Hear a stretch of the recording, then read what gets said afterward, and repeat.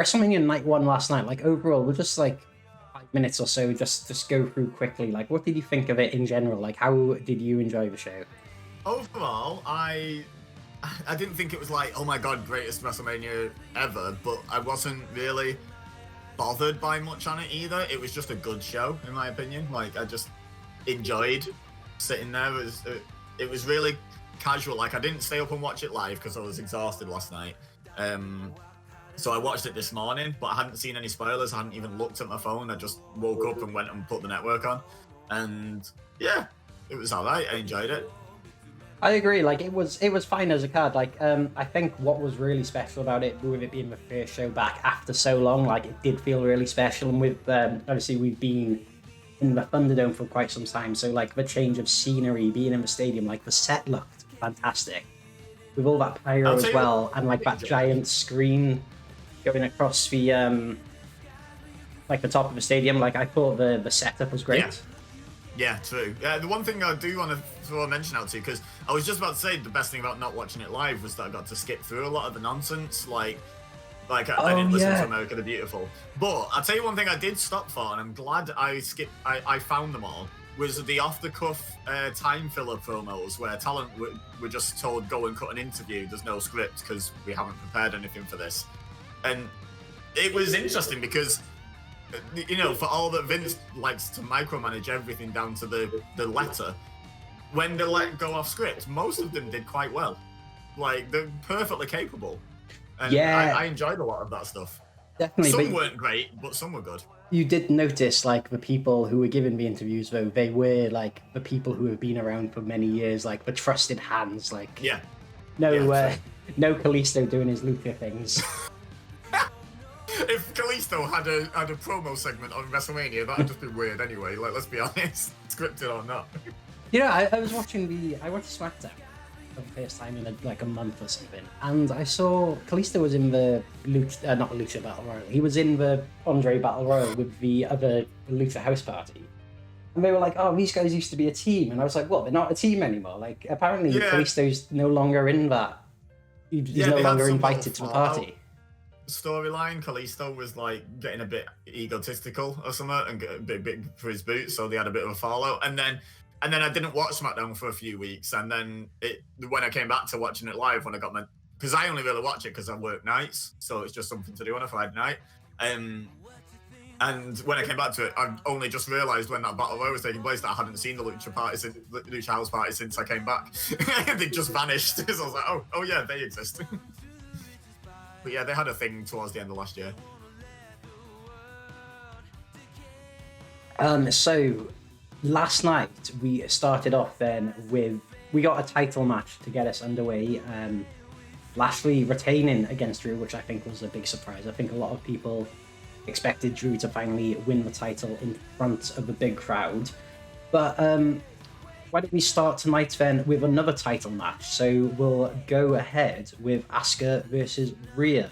And this is an interesting match because these are like two people who have been like they both have a history of NXT in NXT being like very dominant NXT women's champions. Asuka, of course, did have a very dominant run at the start of her main roster career, kind of like fizzled out a bit, and then during the pandemic era then kind of came back to the top as like one of the big stars. Rhea called up to the main roster, and I don't know, this is really interesting. Like, I don't really know which way this is going to go. No, me neither. We were talking just before we went live actually about how Asuka, for me at least, was one of like the top 3 stars of the pandemic time, like the pandemic era in quotes, like the no fans era. She really stepped up and was really entertaining.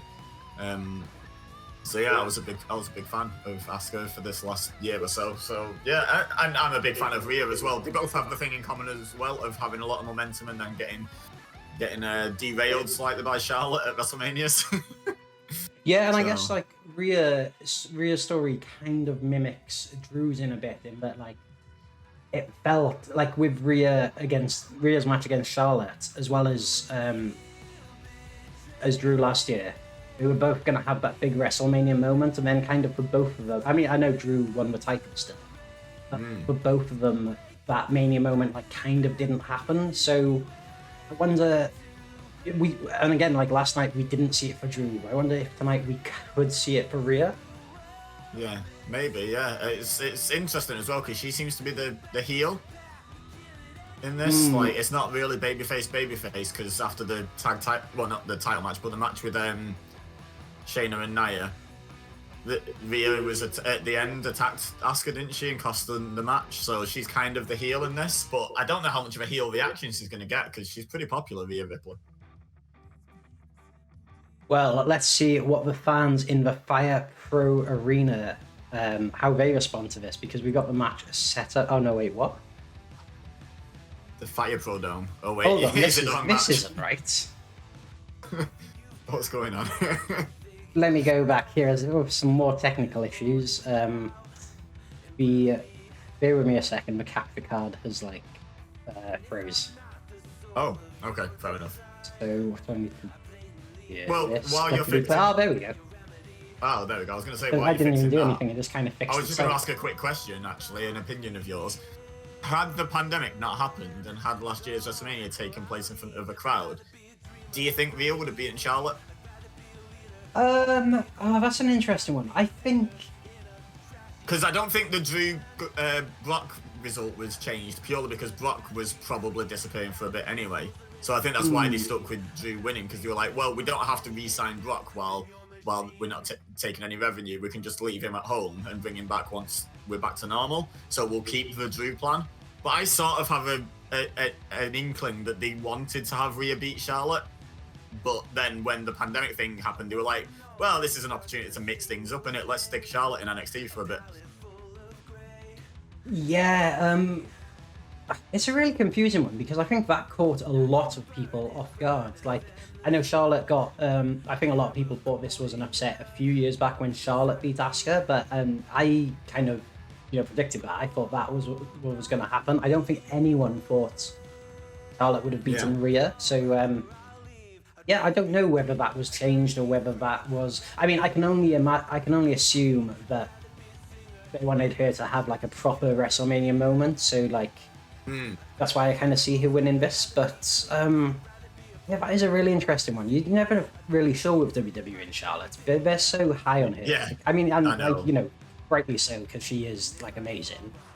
But no, really interesting point. I don't know like if is the honest answer. With regard to the Asuka Charlotte thing as well, like I thought Asuka was going to win, and I, like a lot of people, was pretty angry. And then someone made a point, I can't think who it was, but someone said, "Where would you end Asuka's streak? Like, if not at WrestleMania against Charlotte, where would you do it? At a B pay-per-view? Or would you go an entire year longer with the streak and end it next year?" All of the other alternatives were kind of ridiculous. The correct answer was for her to lose to Charlotte. And I sort of thought about it for a minute and thought, yeah, actually, that makes a lot of sense. There was no other way to end Asuka's streak. Like, it would have just gone on forever otherwise. Like, you can never end like a people streak would have turned properly. on it. People would have turned on it. We know what wrestling fans are like. We're obviously big WCW fans. Like, going back, Goldberg's streak was like not ended the right way, but like, I didn't know But it was how ended you... at the right event. It should have ended at Starrcade, like, because that was their big show. It was the right place and probably the right time. Another year would have been disastrous, I reckon, of keeping the streak. Like, I reckon the fans would have turned on him. But, like you say, they did it the wrong way. And I think that's possibly a part of the problem that people had with Asuka Charlotte as well, was the fact that it was just a simple first time it's locked in, tap out, kind of situation. Maybe it was the way Charlotte won that felt underwhelming. I've got to cut you off there, sorry, buddy, because this absolute madman in the Love Wrestling, I'm going to have to ban you from the chat if you keep doing this, because like your bank account is going to be gifted another sub. Chim has come into the chat. Hang on, let me get in the chat just so if he does another random one, I can jump in. Honestly, Spencer, like, I keep saying like you don't have to do this, but like I do appreciate it so much. Like, thank you, Spencer. Thank you, Love Wrestling. Yeah, it's a weird thing into getting a sub or a gifted sub or something. You sort of feel equal parts gratitude and guilt. Yeah, especially when it's like Spencer is someone I consider a friend, and then like when he does stuff like this, I'm like, oh, I kind of like, yeah, you said it right there. Like you kind of feel bad, but you also feel good. Like it's just such a weird feeling. But like, yeah, Love Wrestling. Like I already said earlier, but if you go give them a follow because they're about to hit Twitch affiliate. In fact, I think they've got enough followers to hit affiliate now. Oh, nice. And so yeah, that should be coming in the next week or so, I believe they said yesterday. But no, honestly, Spencer, I do apologize actually if it's Zach on the account and not Spencer. But Love Wrestling, like you guys are awesome. Absolutely love you guys. Can relate to that in the chat. Oh, we need us to bump up the average viewers. I don't think I've met You've got anyone like 20 yet. viewers at once, mate. Yeah, but like before that, like it's weird how much it bumped up after I got affiliate because I was struggling to get to the 3. And everyone I know, literally everyone I know that I've known from before they were Twitch affiliate, the last thing they got was the average viewers. It's always the hardest bit. Do you know what? I got super lucky with that because my first ever stream, I streamed TW a couple of days after it came out, and like on my first ever stream, I had like 15 people in. Wow. So like that, I think it was just people like wanted to see the game, and like there weren't many people streaming it, and like, so I got really lucky with that because like the average since then is way down. But oh yeah, Spencer reminds us we got to tune in to the streams today then, and we said they were at, let me just scroll back up, 1 p.m, 5 p.m, and 12 a.m. ET. So for those of us in the UK, that is 6 p.m, 10 p.m, and 5 a.m. 5 a.m. 5 or 12 a.m. 12 12 a.m. is noon, or 12 a.m. is midnight. Yeah, midnight. So 5 a.m. for us. I might not be at that one. Not gonna lie. I might give that one a miss. Oh, actually, that's straight after Mania, isn't it? Of course, because yeah, 5 a.m. If I stay up for Mania, I'll be going straight to bed. That'll be me done. If I stay up, I might not even stay up. I might just watch it tomorrow morning. Also, there's like a builder outside my flat doing like something with a drill. So apologies if that is coming through. Oh my God, Spencer! Dude, I'm gonna time you out of the. I was joking about giving me the next, but thank you. Wow, I honestly don't even know like what to say now. Yeah, I can't say enough. Like I've got to these guys over. Like fantastic website, fantastic people. Like I can't believe how often Spencer puts out these interviews. Like it seems like every day he's got another huge star on his show. Like I've seen like Joe Hendry, saw Alicia Atoot was on it the other day. You got PCO coming up, like just all the big names. Like everybody needs to know about Love Wrestling. Like going to be the biggest thing in like the wrestling internet website world. So Love Wrestling, when you decide to finally put on a show, I've got your main event lined up. It's years in the making. It's me and Shazza. The next two, we got PCO, Speedball. Oh yeah, PCO, Speedball, Mike Bailey, and Gary Cassidy. Now that is a shield, if ever I hear one. That's a shield. Yeah, PCO. Like, did we speak about PCO before on? I think we did on one of our reviews. Like I think probably, yeah. He's worth a mention, isn't he? These days? I know what it was when we were making fun of Glacier, saying like he came back and then people were happy. Like. We went off on a tangent then about PCO. Yeah, which he deserves a tangent. Like what an incredible career resurgence, considering the resurgence is probably bigger than the original career at this point in terms of in terms of at least like critical acclaim. Like and he was a pirate as well. Like he'd be pretty pleased with the nautical themed WrestleMania. Yeah, get him out there. Stick him in the Universal title match. Like, make it a 4-way. Speaking of title match, I think we should get this underway. Like, the fans are raring to go. So, and I should mention as well, we also have John Blood from New Legacy will be the special guest referee for this match. Oh, Let's go. Bret Hart versus JP Lafitte. One of his favourite matches ever. PCO's been insane for years. My first exposure to PCO was back in 2003 when he was in TNA as X. I was like, who is this guy? Lafitte. Lafitte, yeah. Speaking of Lafitte, Asuka's got some vicious kicks on her. Rhea Ripley's going to want to make sure she stays away from them in this match. Nice WrestleMania apron. It's Bray Wyatt controlling the ring apron again. We've got some recommended viewing. Feels like on it. Yeah, so I make all the ring canvases and upload them before, so this is a custom WrestleMania pirate ship one. Any supporters to the channel? Flash. Wait, what? I said it's flash, it's flashy.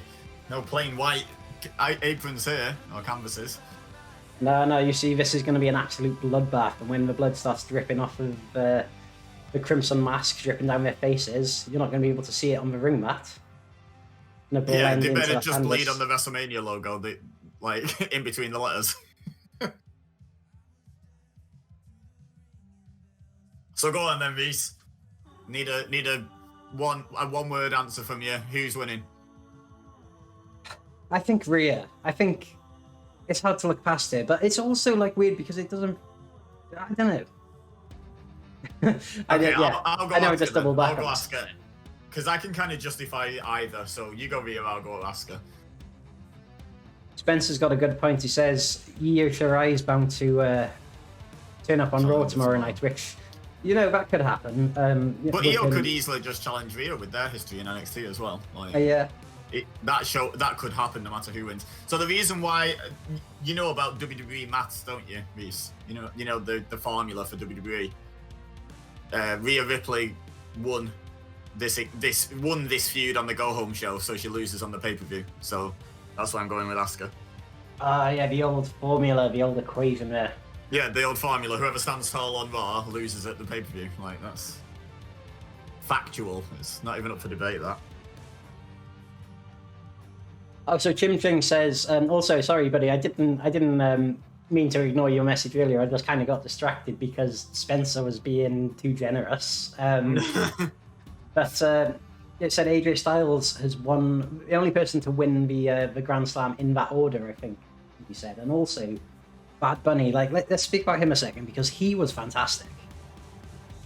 It was a bit of an awkward start. I was like, uh-oh, is this going to be like a bad celebrity encounter? Like, the first few little spots were a bit disjointed, but once he got into the flow of it, and I think once he'd just lost his nerves, because he might be a big superstar, but he's also a big wrestling fan, so showing up at WrestleMania is going to be nervous no matter how big a star you are. And once he settled in, yeah, he really impressed me. Really impressed me. Because you saw that bit of a main event as well, like Bianca. I don't know if that was like, you know, like a character thing, or whether that was real. I imagine it was probably real. She was just so overwhelmed, like, she really was. And, you know, you can't even hold it against her. Like, Sasha, being the heel, tried to hold it together, but like they were both overwhelmed. You could see her, like, yeah, she was trying to like not smile, and she was just smiling, like, yeah, it was really good to see. But yeah, I thought Bad Bunny did better than I thought he was going to, like, for definite. And yeah, of course, the Rollins versus Cesaro match, that was pretty good as well. I really enjoyed that. Yeah, that was my match of the night, personally, in terms of just enjoyment, bell to bell. Although, the one thing, can we just put this out here as a service, like a PSA, a public service announcement for people? You're supposed to count Cesaro's swings, not count seconds. Like, you don't just count, you actually count every time he swings in one whole time round. You know that, right? They were like, 23 swings. It was like 16. Like, you know, yeah, because I thought I was counting them. We were all in a group call together watching, and we were all counting, but obviously all our streams were out of sync, so we were all counting like different numbers. And then I swear I got to like 19 or 20, and I was like, oh, we got to 20. And then Michael Cole was immediately like, 23. Yeah, I didn't actually count them, but it didn't seem like there was more than 20 for definite. Asuka rolls into the armbar. Bobby winning was one thing, but winning relatively clean with just a poor distraction from MVP, that was a bit annoying. No, I mean, you say that, but you've never wrestled a match with MVP heckling you at ringside. Like, it's pretty difficult, I'd imagine. Yeah, but Drew McIntyre should be good enough. Like, Come on. It's Drew McIntyre. He's not wrestling me, is he? Oh, come on. He slipped on the ring was wet. He slipped. Literally, yeah. Some water got on the pirate ship. What is it? Asuka's like doing a bit of a dance there. I don't know what's going on. She's turned into a lucha libre star. She's doing some like traditional Mexican dance in there. Referee John Blood on the case, of course, taking some time away from his new Legacy channel to make sure this is cooled down the middle. Good as such a big star to turn up for such a small time indie wrestling event.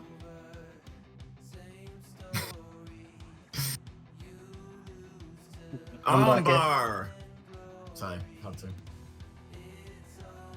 Entry number 3, 6, 12, 14, 17, and 21 on the list of 1004 moves. Crossbody there. That's for 2.9. Ooh! Ooh. Oh, suplex to the outside man. Oh, I bet God. Asuka's pretty relieved this isn't a Royal Rumble, because if it was, she'd be eliminated right now. Asuka's pretty relieved this isn't real life, it's a computer game, because she'd be pretty dead right now. That was There a you rough see landing. us sitting at ringside there. Pulling the Yep, action. there we are. Oh, also, did you see the commentators last night, like, not sat at the commentary desk? Like, they were just sat Because the in chairs rings. were wet. Because it rained on the chairs. Oh, speaking of things being wet, poor Mandy Rose. Poor Mandy Rose. Oh, yeah, walking but, down like, the ring and the slipped on the only ramp. person to slip as well, like, the whole night. No, AJ did, didn't he? AJ Oh, did he? lost his balance on his entrance, yeah, when he was doing the thing where he, like, reaches down. He sort of, I don't know if you saw it, he sort of lost his balance a bit and, like, held himself up and then lifted himself back up and carried on. He recovered it well, but, yeah, AJ lost his balance a little bit. But, yeah, Mandy was the only one to go properly. Oh, and there it is. Oh, armbar! The armbar, Asuka has retained. And still your Raw Women's Champion. 1998, Chris Jericho would be proud. Oh, what a contest to get us underway. And once again, Rhea Ripley deprived of that WrestleMania moment. There you go. You talked before we came live about hoping for long-term storytelling.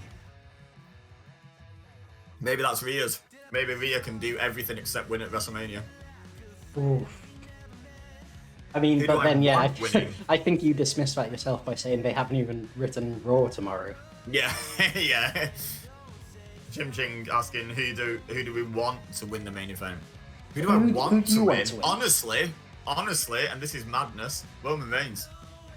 Yeah, I mean, Roman Reigns is on the run of his career. Like, I think he's he's putting in some of the best performances, some of the best promos at the moment, and with Paul Heyman at his side, like, he's really stepped it up. He's someone who, like, I was never really convinced on, and, like, this run as the tribal chief now, like, I think he's finally won me over. Like, I can see now what what Vince would have seen in him all these years. But personally, I'm gonna say Daniel Bryan. Like, I don't know what it is about Daniel Bryan.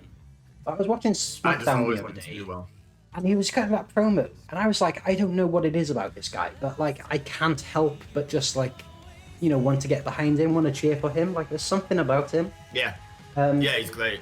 I thought his run as the Planet Champion a couple of years ago was amazing. I absolutely love that wooden belt as well. Yeah. I'd get a replica of it if it didn't cost like £300 for like a piece of wood, but I felt like a bit of a tree.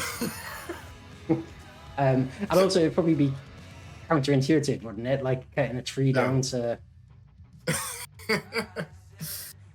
But yeah, with regard to those promos, what a job! Oh, they talk about the skill of talking people into the building.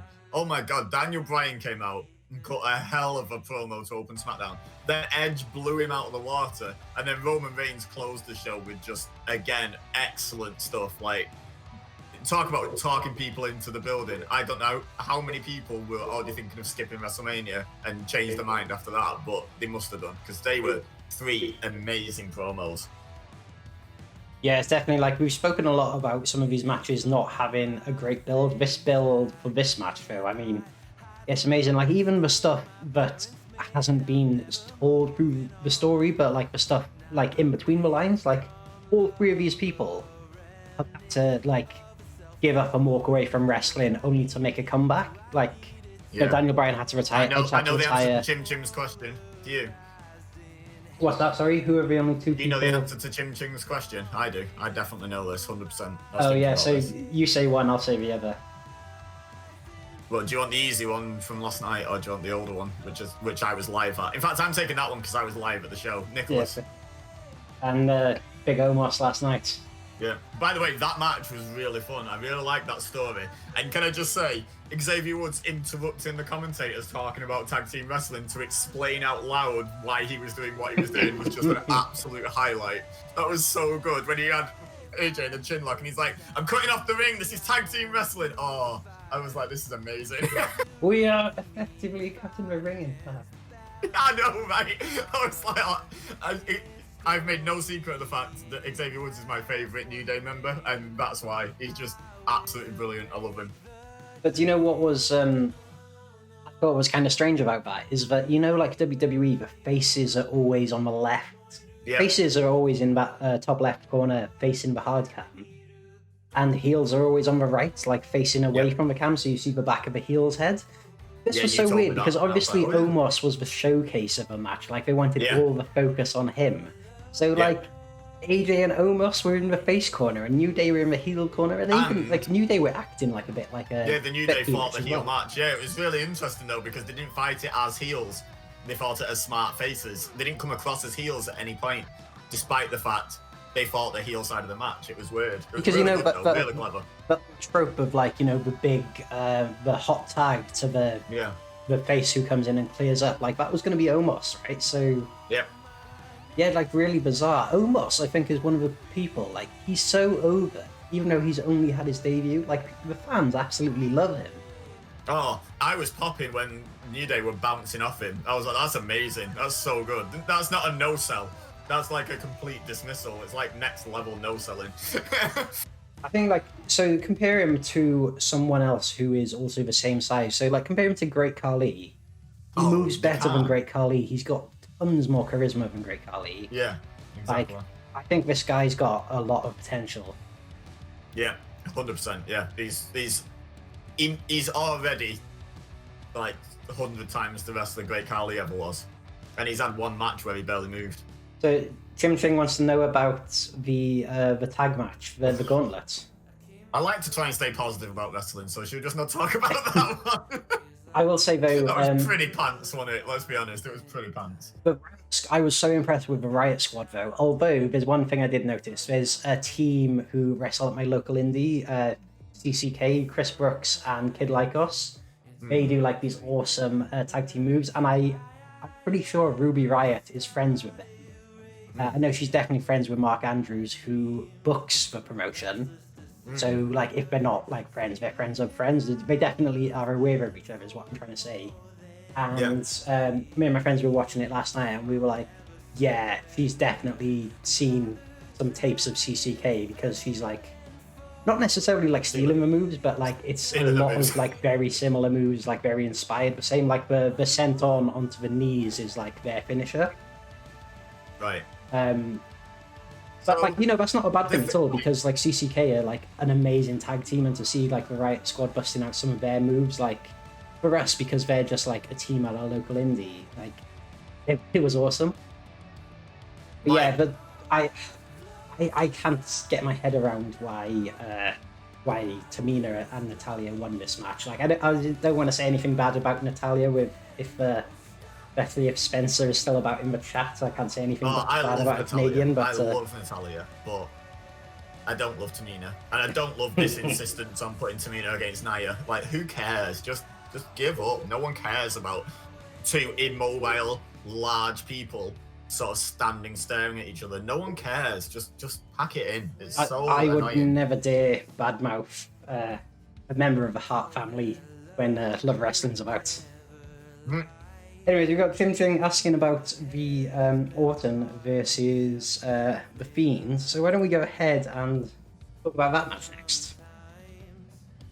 This is going to be a straight-up wrestling match. Relative. I assume not. I assume there'll be shenanigans, but I don't think there's an actual official stipulation. Unless it gets, like, added over the course of the show.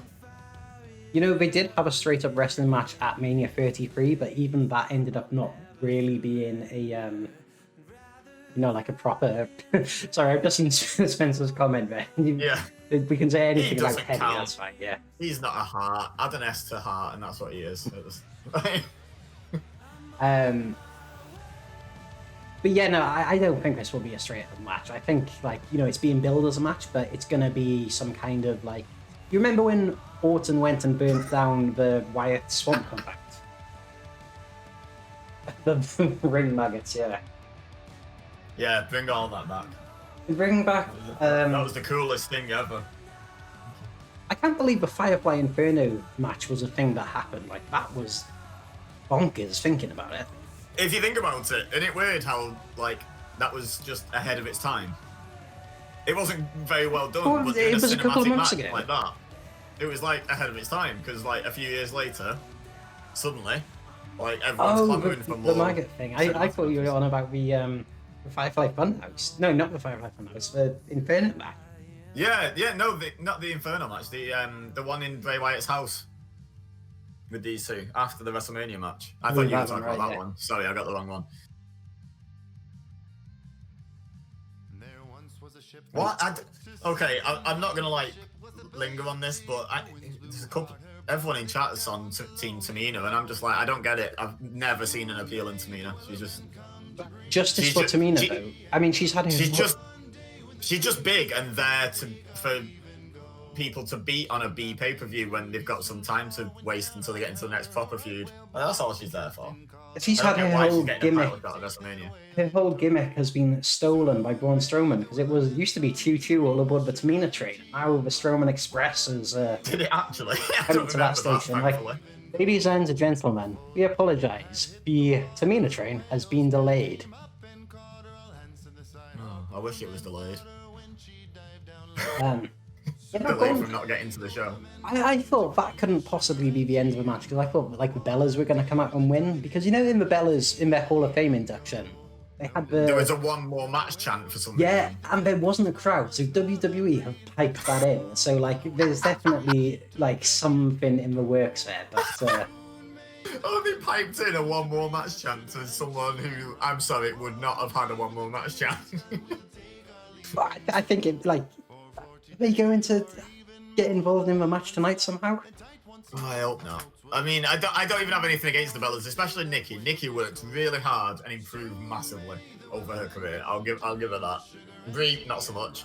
But like, I just that talking of trains, that train's left the station. I don't care to see any relics from the Divas era back because the women's division is just so much better off now. Like, I know the women's tag match wasn't a great example of that, but in general, it's better off now. If they called up the whole of the NXT women's division, well, like that division would, I think it would probably be better than the men's.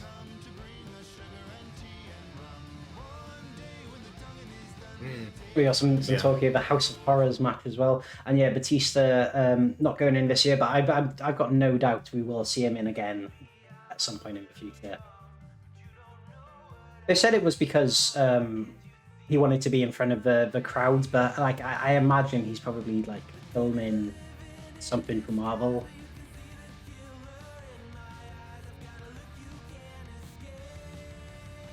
Are you still on the line, Baszler? Have you? Yeah. Dropped... Oh, okay, sorry. Yeah. Anyway, so we got the Fiend and Orton. So this, we were talking about some long-term storytelling earlier. Like this has been years in the making. Randy Orton just can't shake this guy off, and now he's going to have to deal with him on the grandest stage of them all at WrestleMania. So let's go over to the match screen here. We've got this all set up. Randy Orton taking on the Fiend. This time, a special referee will be the Sweet Corn's own Green Giant. Let's go. Okay. What a choice. Because why the hell not? Jesus Christ, Spencer. Go on then, Spence. You are a hero. Yeah, absolutely, mates. Like, do not worry at all. I will be there. I'll make an effort to attend your stream. And yeah, honestly, thank you so much for everything, the bits and the gifts, and like just being an awesome like creator as well that I can watch and like always enjoy watching. Yeah, honestly, Spencer, thank you for dropping by. I'll catch you soon. Yeah, and just to answer Chim Chim's chat before it gets lost in the shuffle, I hope not. I hope I never have to see either Paul brother ever again in my life. That's my short answer. After tonight, I don't care for them. I don't want to see them. There's a reason I don't watch them. I must be like in some weird kind of minority here, but like I've got a YouTube channel, but I don't know who these guys are. Like I know they're famous YouTubers, but I don't think I've ever seen any of their videos. You're so lucky. Like, so one of them, and I don't even know or care which, but one of them is the one who went to the Japanese suicide forest and recorded a body for a vlog. Yeah, like, that's the only reason I know them is yeah, and that's all I need to know about them. Like, that's just all I need to know. Yeah, no interest. Like, I've seen a bit of the content. It's not particularly my thing. I don't find them entertaining. I just hope Kevin Owens like kicks him in the mouth instead of like doing a stunner or something. Well, I was thinking about like what celebrities could we get involved, and are you aware of Machine Gun Kelly? Mm-hmm. I'd quite like to see him come and get involved because he took that big powerbomb off the stage from Kevin Owens. Yeah, what a trooper! Like Machine Gun Kelly is like sort of low key, kind of my hero. I mean, he's with Megan Fox and he's been powerbombed by Kevin Owens. It's like the guy's doing well. You know, like that's kind of life goals, that, isn't it? Good for him. Oh, and he got a dedicated diss track from Eminem. That should be on bucket list as well. Like, you know, he's doing well. He released an album recently. It was a rock album, like a bit of a punk rock album, as opposed to like. And it's been quite well received, I believe. I've not really heard anything of it. Yeah, I thought it was fantastic. Like it's been well received in general. Speaking of fantastic, I think the Fiend as a character is like, I mean, I know like he's someone that divides a lot of opinions. Like people either love the Fiend or they just think it's like absolutely ridiculous. I think like when the Fiend first started, I thought it was great. It was something different. It was you know, like, and with the Firefly Funhouse segments as well with Bray, like the whole split Firefly personality. Funhouse Bray is the best Bray. I love that. I hope that comes back once he's done being burnt crispy Fiend. I hope he gets to come back to Firefly Funhouse because like, it was so good. Such a fan of that. Who did you see winning this Fiend? The Fiend is WWE incarnate in a wrestler. Like, it's over the top, it's silly, it's like a movie come to life instead of like caring about the wrestling as such. If you don't like the Fiend, you're probably just watching the wrong show. You should probably watch a more wrestling-centric product. The Fiend goes up top. We don't see that from him very often. Certainly not in the manner the he just did lengths it. the Fiend is willing to go to get his own back on Orton. What do you think is going to happen in this match? I'm so confused going into this. Is it just going to be a clean pinfall finish? Well, I don't know. I think Surely they have to try and kill each other. I'm trying to think. Like they definitely have had matches that were not billed as cinematic matches, but they end. Oh, there's a roll up here from Orton. Referee Green Giant just gets a 2 count. There definitely have been matches, but we're not billed as cinematic matches, but they ended up being cinematic matches. Like, the next last man standing was pretty much cinematic in the end. Yeah, the one I'm thinking of, see, I don't know, like, I'm sure there's a better example than this, but do you remember? Oh my god, RKO out of nowhere. Critical that is hit. It. The Fiend has been knocked out. Green Giants has called it. If that match ends with the referee calling it after a single RKO, the fans might not be happy. Especially, like, the Fiend is like that one guy that kicks out of everything. Like, he kicks out one after... Yeah. Oh my, yeah, you're right. The fans hated that 66 rating. Yep.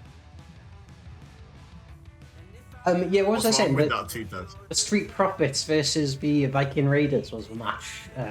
Oh yeah, it just randomly became cinematic. Yeah, I remember that. And it ended in a no I was reading the result on like Wikipedia or something. It was like the match ended in a no contest when they found an octopus tentacle in the trash compactor or something. I was like, what?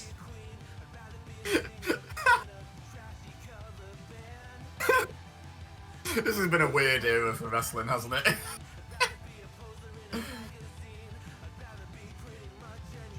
There you go. Let's get some of that in the chat.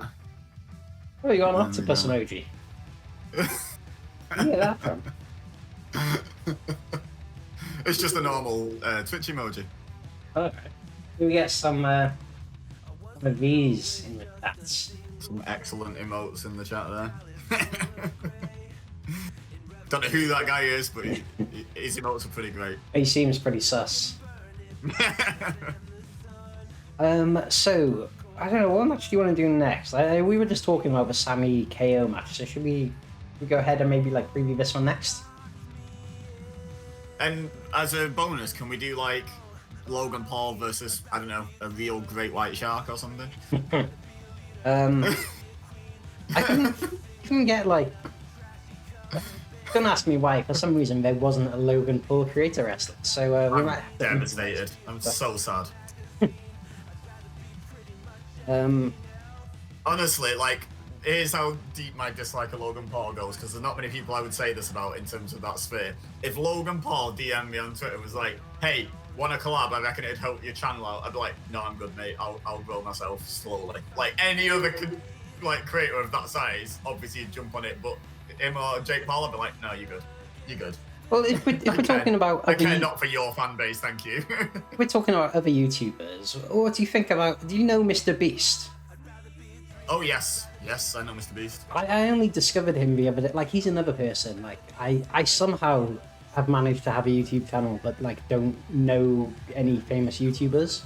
That's impressive. But I saw one of Mr. Beast's videos the other day, and I was like, this guy he just seems like so nice. Like, I quite like him.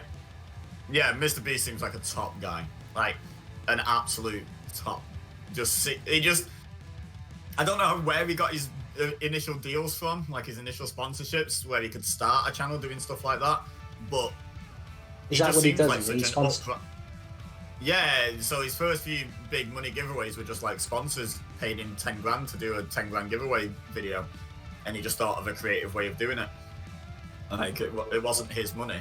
Like, he gives away the vast majority of the money he makes on YouTube. Like, he just seems like such a stand-up guy. And I'm like, I just want him to be successful, because I think the better he does, the better the world does, because he's just going to keep giving it back. Do you know what I mean? He's not hoarding money. He's just like, he's got enough to live on very comfortably, and the rest he just gets rid of.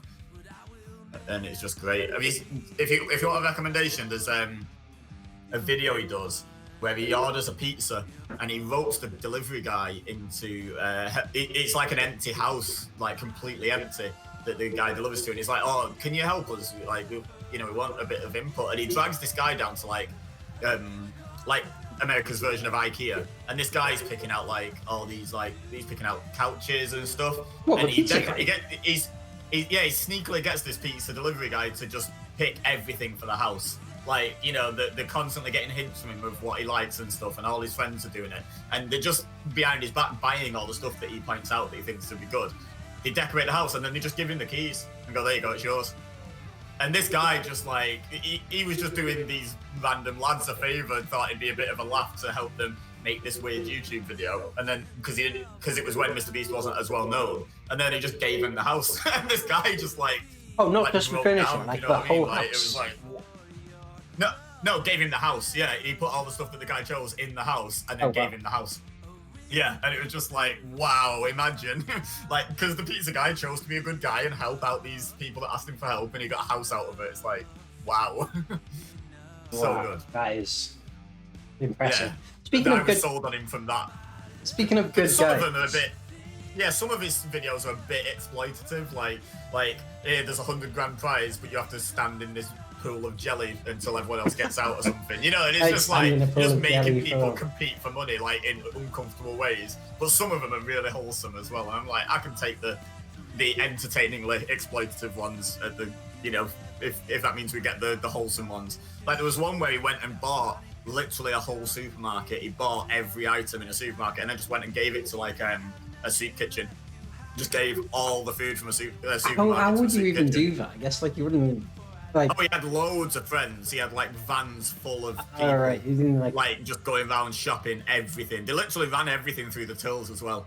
It was crazy. Like they actually got them to ring everything through the tills instead of just doing like a stock take and just being like, yeah, we'll have all of that, please. They actually went and bought everything. Yeah, you've got to plan out the video, aren't you? You've got to fill out the video time with a montage of them shopping. Have you seen just stuff like that TikTok where someone buys like a peanut or something and puts it on the conveyor belt and it's going along and he's like, no.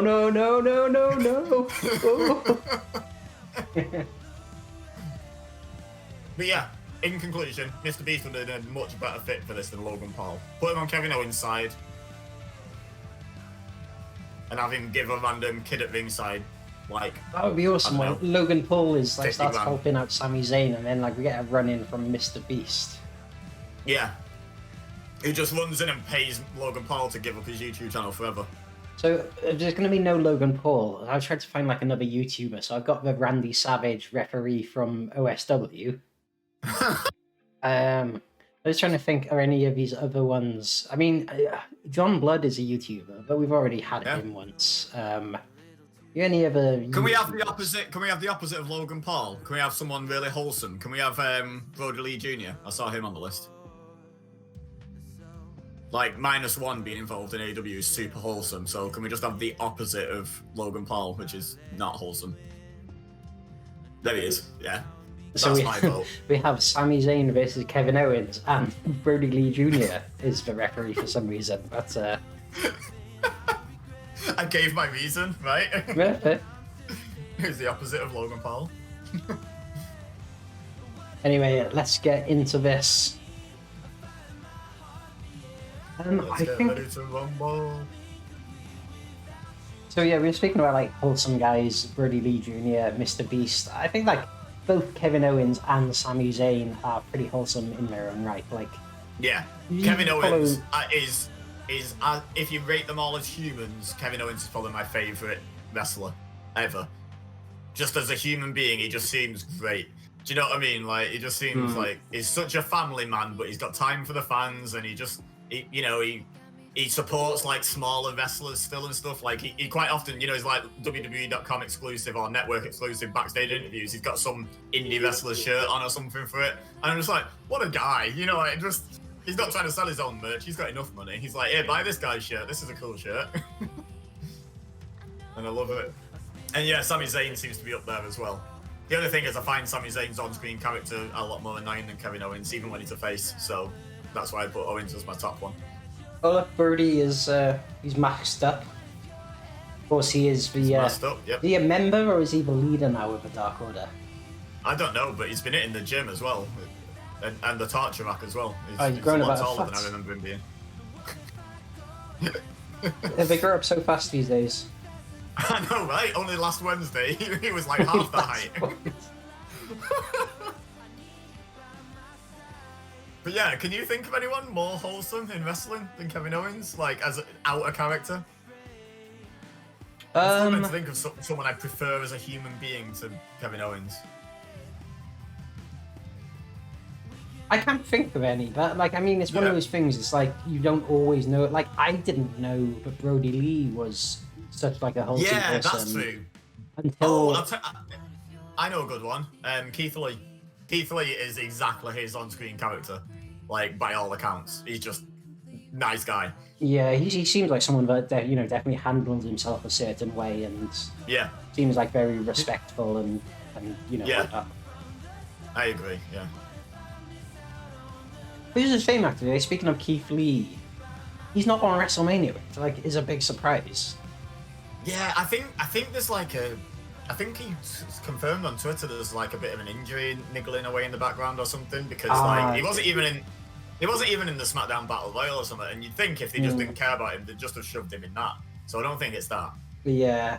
I think the Vince doesn't like Keith Lee stories are vastly overstated, to be honest. I think he's just been a bit unlucky with injuries and stuff. But talking of these two in the ring, these two involved in the match, Sami Zayn, I was so relieved when Sami Zayn turned heel and he was supposed to be annoying. I liked him 10 times more at that point because I always found Sami Zayn really annoying. Because of babyface, I was just like, this guy just annoys me. Stop dancing, fool. And then like when he started dancing to be annoying, I was like, okay, no, I can dig this. This is good. I would say lucky that Love Wrestling has left for chat now, so that you can have free reign to criticise the Canadians as much as you'd like. No, I love Sami Zayn as a heel. As a face, I just did not like him. I got that he was good. I appreciated how damn good he is, but I didn't like his character at all. I was just like, oh, he's so annoying. Stop smiling and dancing. Yeah, he was always like, like plucky underdog face, which like only goes. You can only get to like I think you only really get to like the upper mid card level, doing something like that, and that's kind of where he was. Like you can win the IC title or the US title or whatever, but like you don't really. There's a much lower ceiling. Like when you're a heel. Especially like the kind of character he's playing, like I think there is a much higher ceiling. Yeah, he's been really good at it as well. Like I thought he was just such a wholesome person, like such a smiley, happy guy. Like he could never be a heel, but he has been alright to be fair. Oh, I'll tell you who else is up there for most wholesome wrestler out of character. Titus O'Neil. What a guy Titus O'Neil is. Yeah. Right, but going back to Sami Zayn, like my favourite thing. Oh wow, that was quick. Like we barely got into the match. Oh no, it was 8 minutes. Wow, it felt like it went quick. That it was quick. But yeah, my favourite thing about Sami Zayn's original heel turn when he joined forces with Owens was that he didn't change his character at all. And apparently the story was Vince, he said, right, what do you want me to do different? And Vince was like, nothing, you're annoying. Like, carry on being annoying. And I was like, wow, Vince gets it for once. He gets it, he is annoying. Right, so this match was nice -1, and I blame the referee for that. It was what? Nice -1. I don't understand. No, what does it say nice? The match rating. Match value. Oh, got you. Nice, -1. Got you. Nice. And okay, the referee is to blame for that. Yeah, -1. Yep. If that child hadn't have been there, there'd have been a 69. No, I mean because his name is minus. Oh my god. Right, let's get off this screen. You know it's always a great joke when you have to explain it, and even then it doesn't hit. Oh god. So, just going through what matches we've got next. We've got the women's tag match. We've actually got quite a few matches left. 7 on each show, isn't there? And what have we done? Like 3?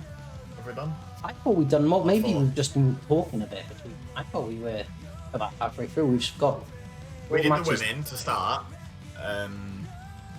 Then we did something else. I've already forgot what. What did we do after the women's match? We did. Orton and Fiend. Yeah, we did Orton and then Fiend. Owens and Zayn. Yeah, we've only done 3 so far. So this is the 4th match. Oh, I guess we halfway were, through this match is the halfway point. We were chin wagging for a bit of a start with Tim Ching. He's in the chat asking us questions. Over here. So let me just set this match up on the other screen. So yeah, we already spoke about this, so we won't spend too much time previewing it. But yeah, like I think overall, massive surprise that these two won. I can only imagine that, like these two, I think are like slightly older than the women's division. Like they've been around a while. I imagine they're maybe like closer to retiring, and they just WWE, like they've been around in WWE for a while. They probably just want to thank them and give them that one big Mania moment. I mean, that's like the only real explanation. I wasn't surprised. I wasn't surprised purely because most of the builders revolves around Nia and Tamina. But like, see, I thought Lana and Naomi, because Nia put in Lana through the table each week. Yeah, well, they've already paid that off. They already paid that off when. Oh, did they though? Like she accidentally won Survivor Series. Give me some long-term storytelling. Let Lana. But they don't do that. Lana go over Nia. You understand that, right? They don't do that. They're unaware of that. But But no, like, so this match for me is like, each side has a capable wrestler, more than capable wrestler. Like some of my favorites in terms of bell to bell, in terms of just pure in ring, and then they've got one on each side that I just could not care less about. So I'm struggling to pick a side. Like I think Shayna, I think they're called, are gonna win. But in terms of who I'd rather win, I'd love to see Natty pick up a win, but that means Tamina has to pick one up. So, like, I don't know. Oh my god, can you imagine if Tamina goes out of WrestleMania as a champion? Like, Tamina on the WrestleMania card for a start, but Tamina leaving WrestleMania with a title. That's what I mean. Like, I feel like they've put Tamina in this match exclusively to make me capable of supporting Nia Jax in a match. Because I think she's the only person you could put across the ring from Nia, and I'd want Nia to win. I'm still convinced that Nia said my hole on purpose so that people would meme it and she'd become popular because I don't know why else you'd say, like, that's not a thing that people say. No, she definitely did it for the memes, like 100%. Like, I'll give credit where it's due, she knew what she was doing there, like, definitely. And like, or whoever gave her the line, that was either her improvising and she knew what she was doing, or someone fed her that line knowing that it'd become like a Twitter gif and a meme and what have you. But yeah, I still don't care about her. She still can't wrestle, so. WWE she can't wrestle, she can't wrestle, she can't cut a promo. I just don't care for her at all. WWE should hire Matthew from Botchamania and like he can tell them what's funny and they can just book it so that that's involved in it. They definitely need someone to rein in Vince McMahon's sense of humor and be like, no, this is funny and this isn't. Because as much as we can talk about the hits, you know, they occasionally hit a home run with a humor, then there's 15 examples where they missed, you know, for every single one. So yesterday on the raid, we couldn't find like any streamers who are like online around the same size or smaller. And we're just looking through like the wrestling games to see if there was just any random people playing wrestling games. Like no one on. So in the end, we raided Matthew. He was on doing a stream. Wouldn't normally like raid a bigger streamer. Yeah, just thinking about him watching Mania last night. Like he must have been rubbing his hands and licking his lips. Like he's got content for months. He's got the easiest job ever. All he has to do is just upload the full match of that women's tag team gauntlet. That's an episode. But just the entrance, or just all of it. Just all of it. I don't tell me you didn't see all the botches, all the kicks that whiffed completely, and all the moves where they both just stood there looking at each other confused for a second, like what move were we doing? It was just I thought that was a terrible match. Oh, that's weird because I thought the match was alright, but like I think that there was a lot of moments where I was like, they don't know what they're doing. Fair enough. Just had like Mandy Rose and Liv Morgan looking at each other lost for a second or something. It's just like, what are we doing? Anyway, let's get into this and hopefully. Oh, by the way, Spooky McSpookatum is like some random person I found off the Greater Wrestling Database will be refereeing. Fair enough. Let's hopefully this match turns out alright. Hoping Nia and Shayna retain the titles. Not something I thought I'd be saying. My prediction is Nia and Shayna. My hope is that somehow Shayna and Natalya win. Like reunite Nia and Tamina, and then like have Shayna and Natalya murder them. Like that'd be fine. Like tap them both out and just be like, oh, we'll have the titles now. We work well together. Like, do some weird story like that. Really interesting here. These two aren't coming out as a team. Like, do you think there's been some kind of rift, or what do you think that indicates? Is there any significance there? Even Tamina's coming out with her own entrance.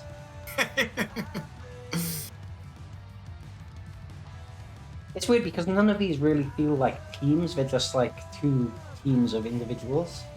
Yeah, Nia and Shayna are starting to feel a bit more like a team. Like they've been together long enough now that and they start to feel like a team for two reasons. One, I think Nia drags Shayna up in Vince's estimations, which is fine by me because Shayna deserves to be high in estimations. But also, Shayna is keeping Nia from being a singles champion. So I'm actually good with the team. I think the team is serving good purposes. Like, I had to sit through that WrestleMania 34 match where the crowd were completely apathetic until Nia won, and then they all pretended they cared, which was really weird. Was that against Alexa, right? Yeah, like, seriously, from my position in the crowd, I didn't hear a single sound from the crowd during that match. But then when Nia won, everyone popped huge, and I was like, but you didn't care about the match, why'd you care about the result? I was like, this is so weird. Yeah, that was a strange storyline. But yeah, also thinking about the Nia and... story, wasn't it? Nia and Tamina used to be a tag team as well. Yeah. Yeah, they should turn on Shayna and Natalya, but then Shayna and Natalya team up, get the upper hand and win. What, undo the WCW, the Reno versus, Vito? Mike pins his own partner, yeah, exactly. Yeah. Have Shayna choke Nia out for the win. win. The referee's like, what? Natalya's got Tamina in the sharpshooter, they both tap and the referee like rings the bell, he's like, I guess it's a draw, and then Shayna and Natalya are like, no, we win, and just take the belts. I gotta say, so... That's the best ending. There seems to be a like, no tagging, but not turmoil, what am I on about? A tornado. Referee is picking up some speed. Be quite a pacey ref, pacing it around the ring there. Some good speed. Spooky McSpookerton doesn't care for tags, clearly. Looks like the referee's face is also on the ring canvas there. He is also the WrestleMania logo. He's the face of WrestleMania.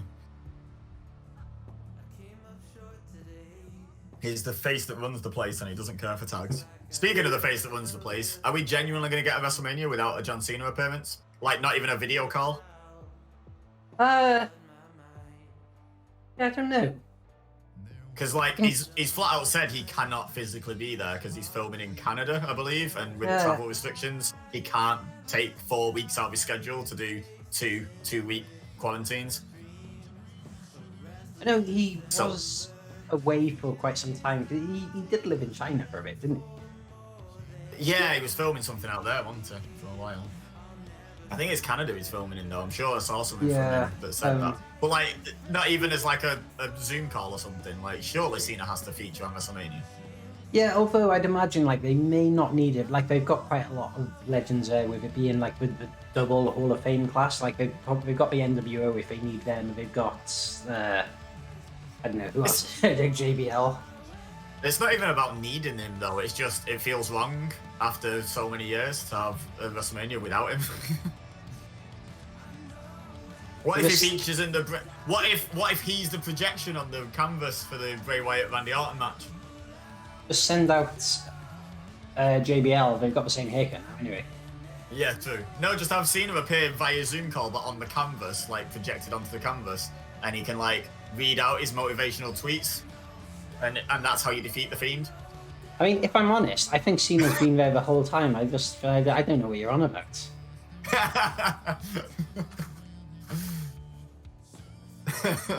Also, I don't know if you can hear... Oh, we got a pin here, is this it? Oh, I can't hear the game, if that's what you're about to ask me. It's a pirate-themed WrestleMania, and the sea shanty has come on in the background as the music.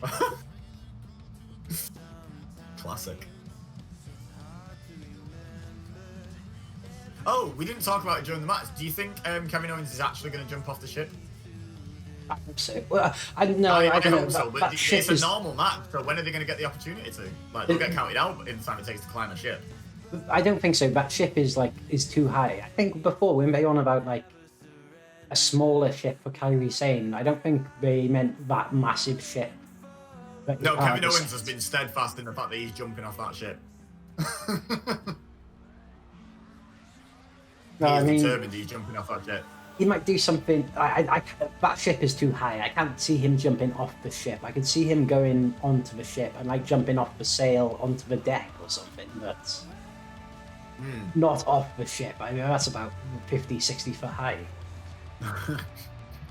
What, you're trying to say he's no Shane McMahon? Oh, I'm trying to say, like, if anyone jumps from that high, like, I don't think they're making it. I think Shane was at least that high when he fell off that rigging against Steve Blackman. Yeah, that and was Jeff really did that good, swanton from at least that high as well that time. Was it Orton? Which one was that, sorry? Me? Jeff Hardy doing a swanton onto Orton on Raw off like the rigging. That was pretty high.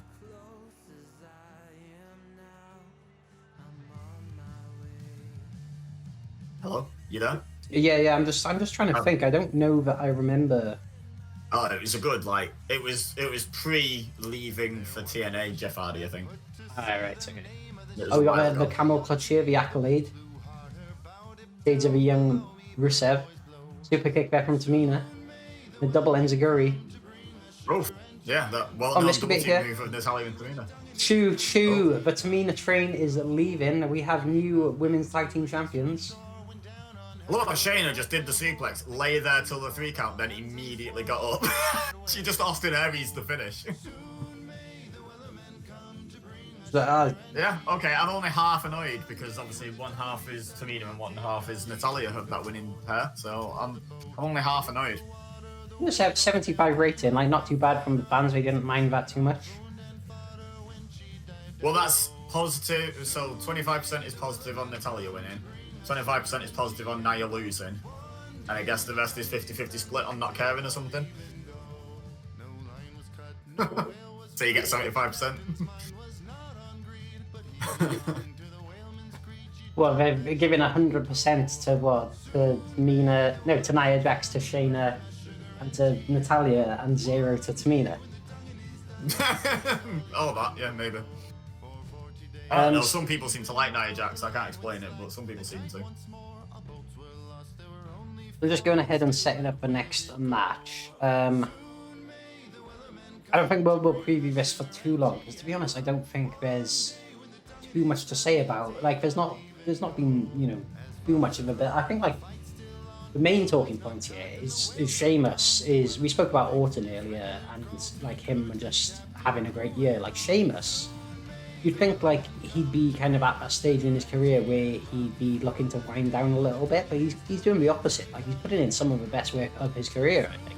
Yeah, his feud with Hardy was really fun. I know people are saying, "Oh, it's distasteful," but like it was really good heel work. And then his I didn't like his little face turn because obviously it was obvious where it was going the whole time alongside Drew. It was like, "Oh, he's suddenly a good guy, right? Okay, yeah, that's not leading to a one-on-one match." But then the matches with Drew were good, so yeah, can't really complain at the end result of that. And yeah, now got a title match at WrestleMania. This is the most bland build on the show, though, for me. Yeah, there's nothing really to it. I have title. I want title. Let's fight. Who do you see winning? Like, I'm definitely hoping that Sheamus wins this.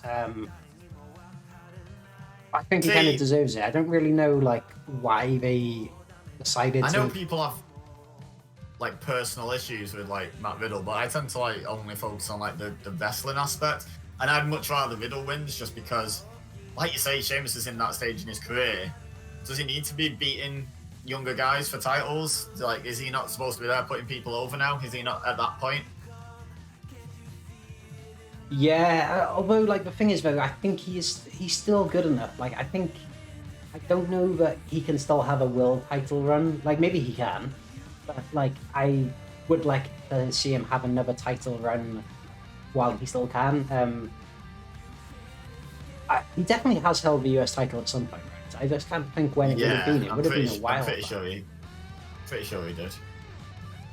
Not 100% on that, but I'm fairly sure he did. So prediction wise, I will predict Sheamus. Who is your? Okay, I'll predict Riddle then. Can we do an extra stipulation for this one? Can we have a other name on a pole match? If Riddle wins, he gets to be called Matt Riddle, and if Sheamus wins, he gets to be Sheamus O'Shaughnessy. Sheamus O'Shaughnessy. Back in the day when I was a teenager, Sheamus was one of the first indie wrestlers I ever found out about. I used to go onto SheamusO'Shaughnessy.com, and he used to post all the results of his matches on there. And I remember once he had a match with D'Lo Brown, I was like, oh my god, Sheamus O'Shaughnessy. And he was always feuding with Drew McIntyre. He was called Drew Galloway back then, and Stu Saunders, who was Wade Barrett. Oh right. Fun fact with Drew McIntyre or Drew Galloway or Andrew Galloway. I went to college with somebody who went to wrestling school with Drew. Oh well. Yeah, she's still not managed to dig out the pictures, but she knows him from a pro wrestling school. Obviously, she didn't stick it out and end up being a pro wrestler, but she was at like under 16 level or something, quite a good amateur wrestler, like European champion or something. And so she went to, like a lot of them do, she went to pro wrestling school, and yeah, she was there with Drew. Oh, fair. Anyway, let's get into this match then. So we predicted it 50-50 down the middle, so let's let the simulation decide who will win this match. Let's go. Who will get their other name back that Vince ruthlessly ripped from them? Also, can I just say how disappointing it is that they called Matt Riddle and haven't given him a Jim Carrey Riddler gimmick? I just think that would be fantastic. Yes, but so it's on the nose, but I just think it'd be great. Here you have a Celtic warrior, Sheamus, making his way to the ring. Just want to shout out Davy G. Says he's going to lurk in the chat. Much appreciated, buddy. Check. That was about to go full-time streaming, so check him out. Oh my god, what's this? What? This wasn't what we expected. I think there's been a misunderstanding here. The Riddler. I think there was a typo somewhere. Well, this can't be right. But, I mean... Yeah, I've got word from Vince. This is the match that's going to go ahead. He can't be the US champion. He's the... Oh, God, hello. That's an interesting... So we have Sheamus taking on the Riddler. Champion. Anyway, yeah, just want to give a quick shout out to Dav. He is starting as a full-time streamer this week. This week or next week? Oh, wow. Awesome. Congrats. So, yeah, some great work going on there. Some great streams, really chilled streams. Often I like just putting them on kind of while I'm working in the background. It's just nice kind of vibes. What's that Jennifer Aniston gif that I'm so happy and not jealous at all? That's the dream, is it? What, streaming full time? Yeah, that's the dream, isn't it?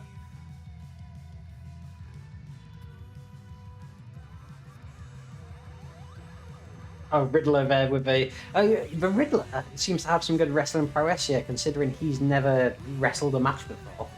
I mean, we've seen him tussle with Batman in the past. He was Gotham World Champion. Gotham City Wrestling. Gotham City Wrestling, yeah, fair. Mate, idea for a TEW series. You know, I wanted to make a TEW mod of, like, Pokemon, so all the characters with... So, like, it would be factions, and, like, each... And it's like Ash is the leader, and he has, like, Pikachu and Charizard as, like, his wrestlers. Yeah, cool. And the belts are gym badges. That's a really cool idea. That's actually genuinely...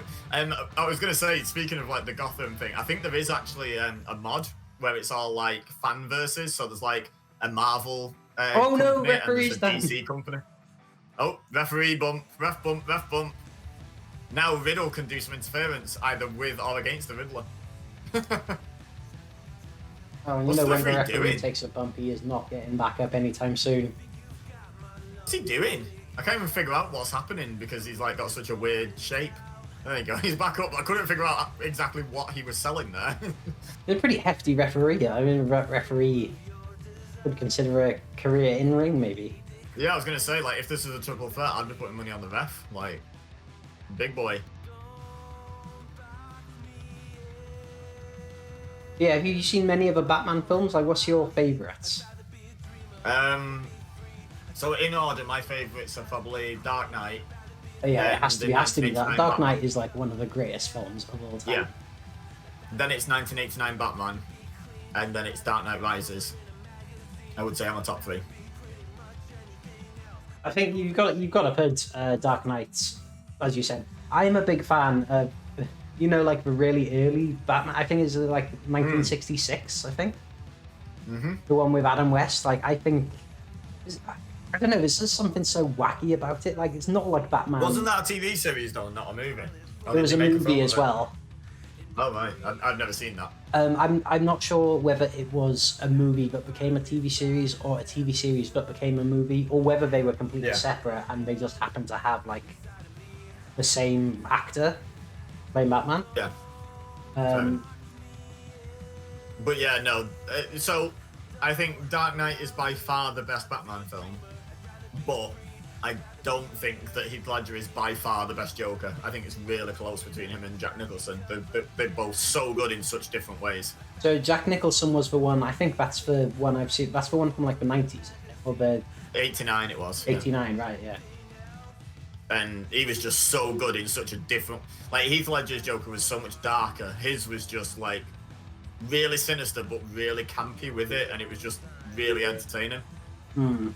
I do think that Heath Ledger as the Joker is like one of the best performances, like character performances in a movie I've ever seen. Yeah, quite possibly. Have you ever seen I've probably talked to you about this. If we've ever discussed Batman, I've brought this up. Have you ever seen the theory that Joker's the good guy in The Dark Knight? I have actually. Do you know what? This is weird because I wouldn't really consider myself a Batman fan. Like, I don't know a lot about it, but I think we're having a pretty decent talk here on Batman as the villain nearly loses there. But yeah, no, I have seen that story actually, and there is some sense to it. Speaking of like conspiracy theory, have you seen the one about Ash in Pokemon? Oh, that it is the reason he never wins is because he saw Ho-Oh. And Ho-Oh grants like your wish, and his wish is to be a Pokemon trainer forever, so he never wins, so he never ages. Or something. It's the one I've seen is kind of similar to that. It's that like in the anime, there's in one of the really early episodes he falls off his bike and hits his head. Oh, so it's all like a coma dream kind It's of all thing, a coma dream, yeah, and then that explains why like his opponents throughout the story gradually become more difficult as he like levels up, and because you know, like if you were going through the Pokemon world, you wouldn't be, you know, when you're starting out, you wouldn't be at like level 10 taking on other trainers that are level 10. Like if you just bump into them, some of them would be like really high levels.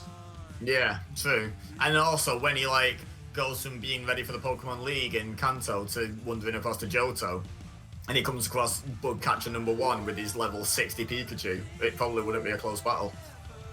And what else? How like I forget what else was part of this. Was this it? Oh, the Riddler nearly picks it up there. The how Brock is always in love with people, but it's always like the same person. It's always Nurse Joy or Officer Jenny, isn't it? But there's countless. Maybe Nurse Joy is his actual nurse in hospital. Oh, Sheamus with the win.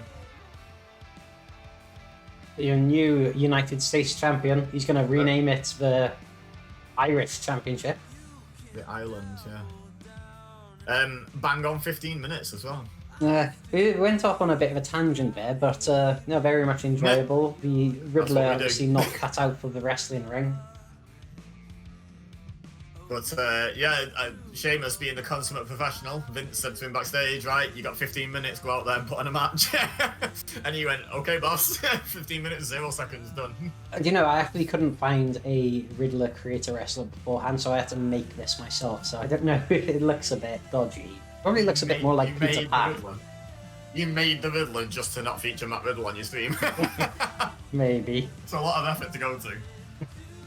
Anyway, let's go back over to the main screen again. So we're getting through the card now. We think we just have two matches left. Yeah. So I can't think what one of them is. Of course, the main event is going to be the triple threat: Daniel Bryan taking on Edge, taking on Roman Reigns, and the other match. I mean, is it the IC title? Well, I mean, this is a match that I think speaks for itself. I don't know what to expect here. I don't know. It's going to be Nigerian drum fights. Have you got any thoughts on what this could be? Yeah, I hope Big E slaps a racist accent out of Apollo. Like, whose idea was that? For him to start putting on an accent. It's just like, oh, come on, guys. Come on. Apparently it was his own idea. Oh, well, come on, Apollo. You're better than that. Like, I've known him since he was Yuha Nation. He's better than that. Come on. Like, do the heritage thing, do the entire gimmick just without the racist accent. Like, seriously.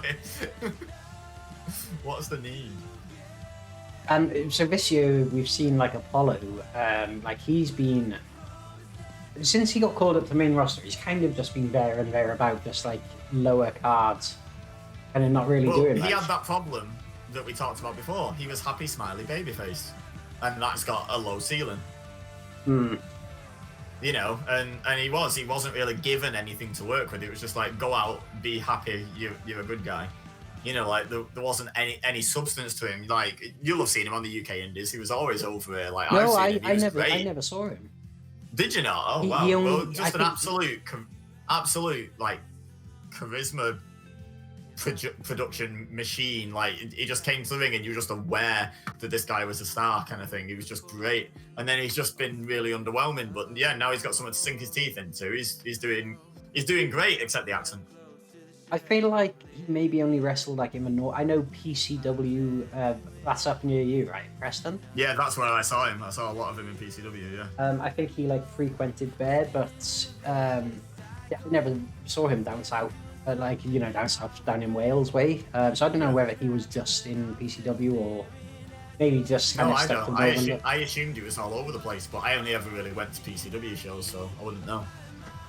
But I just assumed when you see like an import talent doing the rounds, going everywhere, because you wouldn't fly over for one show, would you? You'd get booked as many places as you can.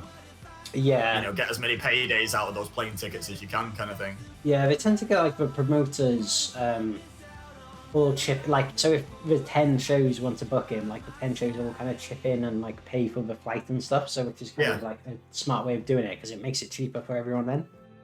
Yeah, that's what I mean. So I expected him to be all over the place, but maybe not. So anyway, like we said, this is going to be a Nigerian drum fight, which we're not 100% sure what that is. And also, unfortunately, Fire Pro Wrestling does not have the Nigerian drum fight. So we're going back to an old favourite. Oh, whoops, that's the wrong screen. Oh. We're going straight to the triple threat screw this match. Because we got there's some bad blood between these two, so it's only right. The barbed wire death match. Here we go. Is it an exploding one? Yes. Yeah. Not the AEW one.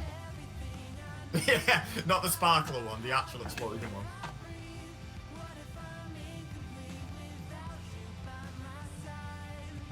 Referee Winnie the Pooh gets us underway. Of course, they knew how dangerous this match was going to be, and they said they needed nobody but the most experienced, the most senior official in all of Christopher Robin's mental breakdown. Have you seen that? The theory of like the whole Winnie the Pooh story, like that Christopher Robin's had like a breakdown and they're all like different mental illnesses. Yeah, I've seen that. Actually, I don't Pretty know, grim. is that considered Pretty canon? grim. You what? Is that considered to be canon? I don't know. I've seen it as a theory. I don't know if it's actually canon. I hope not. I hope that wasn't the original intention when it was written. That's really dark. So that's one of the more popular fan conspiracies. Like I've seen so many people who are aware of that. I just thought that was kind of accepted as like what it is now. Is it like that thing where it's not a canon, but it's basically fan-made canon at this point? Like everyone just believes it, so it's basically canon. When I was younger, I used to be really into Star Wars, and I never like read any of the fan fiction and stuff, but like I was aware of it, and like I'd read about what happened in each story. Like I never actually went as far. Oh my god, Biggie goes into ropes there. Never went as far as to like actually read the story. But there's like a list of things like the comics and the fan novels and stuff that are considered canon, and like lists of stuff that isn't. So like they've been accepted kind of thing by the creators. Yeah, they're just like, oh yeah, this is kind of in line with, oh my god, and back into ropes there. This is kind of in line with like what happened. So yeah, this can be canon. But I think it's really cool. Oh my god, the blood's dripping down Apollo now, and also Big E is busted open. I don't love the fact that just because someone doesn't clash with the canon story means it can now be canon. Like that, I could make up so much canon stuff then for all universes just by making sure it doesn't collide with anything. Like doesn't jarringly conflict with anything in the actual story. It just seems a bit. That's not what canon is. Canon is as the creators intended. Like that's what it means. Mm. Oh yeah, but I mean, I guess like maybe. Well, I don't know. It's such a. I don't know what to compare it to really. There's not really much else like. Star Wars, in terms of like how its fandom treats it, is one of the closest things to pro wrestling. Yeah, I was just about to make a pro wrestling comparison. Like goddamn, both fandoms take it seriously. It's still real for me, damn it. Both of them are such campy nonsense sometimes. Oh, and Apollo just avoiding that barbed wire.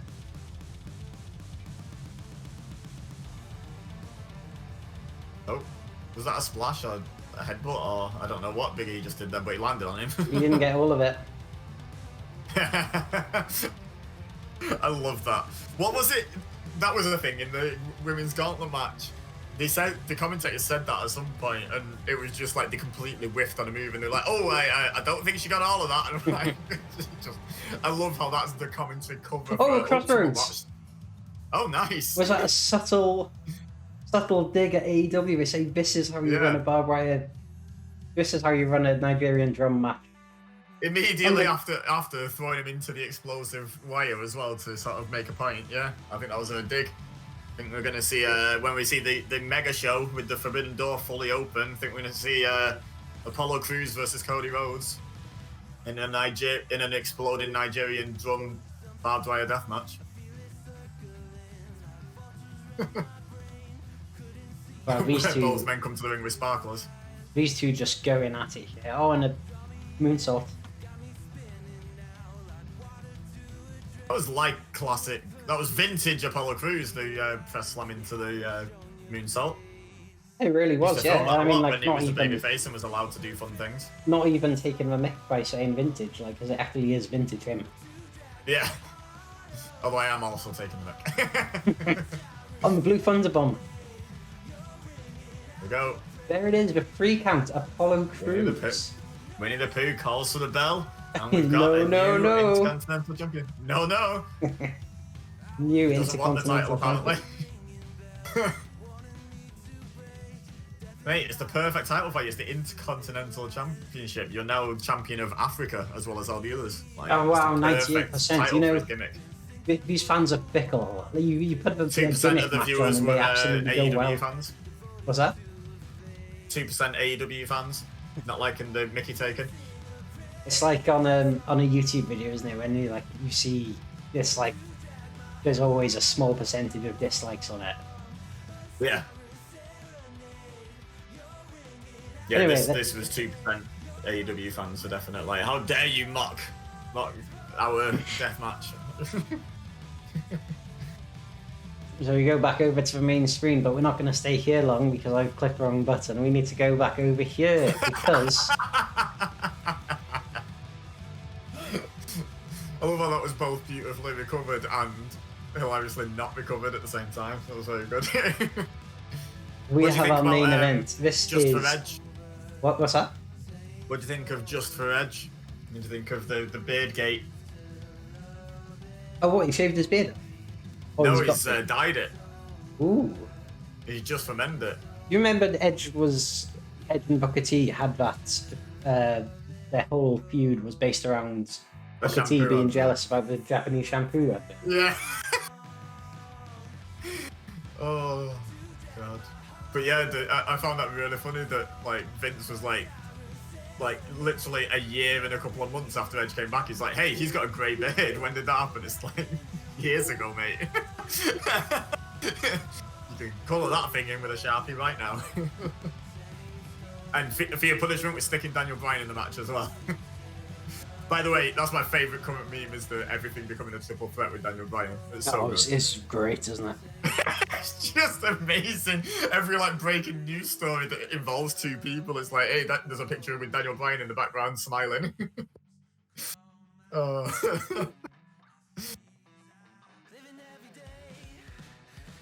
What would we do without the internet these days, eh? I mean, we wouldn't know each other for starters, but I mean, just for the memes, they just make light of literally everything. I love it because, like working in a job like I do, I understand the value of laughing your way through something a bit tough. You know, like sometimes you have to. Yeah, memes are great, aren't they? They're just like. To clarify to literally everyone in the world, please understand: finding a joke about a subject funny is not the same as finding the subject funny. Like, there can be a funny joke about an unfunny subject. It's possible. Because everyone gets on the high horse, don't they? How can you laugh at that? It's like South Park theory. That's how I can laugh at that. As long as you laugh at everything, you're not being unfair. I was trying to pick which Daniel Bryan. He's got like... Put them all in. Make it like an 8-way. He's got like a bit of a skin fade going on at the moment, right? He's like the Miz's haircut from a few years ago. He's becoming that which he hates. You either live long... You either die a hero or live long enough to become the villain. That's actually Daniel Bryan's story, because people are actually turning on Daniel Bryan for being put into this match. It's like, do you remember WrestleMania 30? This is exactly what you wanted back then. Now everyone's like, why is it a double threat? It's like, calm down. Yeah, that meme of them standing in the ring from a couple years ago being like, we're going to give you what you want. Yeah, and then everyone's just turning on it. Roman Reigns is heel, Edge is back, Daniel Bryan's in the main event of WrestleMania, and everyone's just pooing over it. It's like, come on, guys. The fans don't know what they want, Drew, really. Because, no, that's why they don't cater to the fans. Because what happens is there's a vocal group of fans who go on about something until they get it, and then they shut up, and some other group that don't like the new things hype up. So the vocal fans are always unhappy. So why cater? Because to me, it was clear, I thought, that Daniel Bryan was going to win the Rumble. Like, everything seemed to be heading towards that way. Like, that really seemed like the way it was heading. And then it didn't happen, and I was massively surprised. But then Daniel Bryan has ended up in the main event anyway.